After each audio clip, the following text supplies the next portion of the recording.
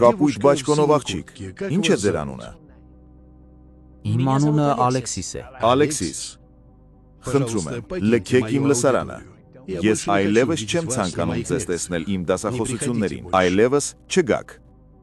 Բայց ես չեմ հասկանում։ Ես երկու անգամ չեմ խնդրի։ Շնորհակալություն եւ ցտեսություն։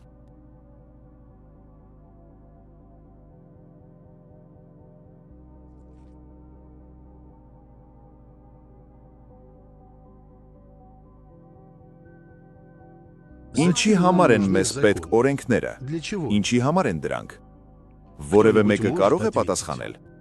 Հասարակական կարգի պահպանման համար։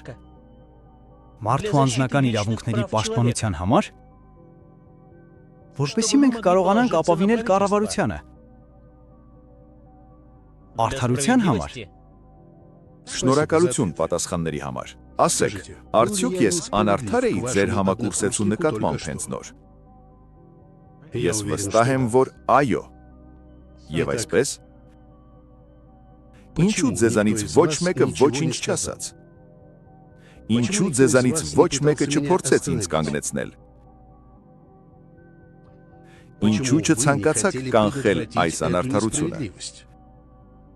Ինչ եմ ես ի վերջո ուզում հասցնել ձեզ։ Դուք չէիք հասկանա դա հազարավոր դասախոսություններից, եթե դա ինքներդ չապրեիք։ Դուք ոչինչ չասացիք, որովհետև դա ձեզ չէր վերաբերում։ Եվ նման վերաբերմունքը խոսում է ոչ ի օգուտ ձեզ։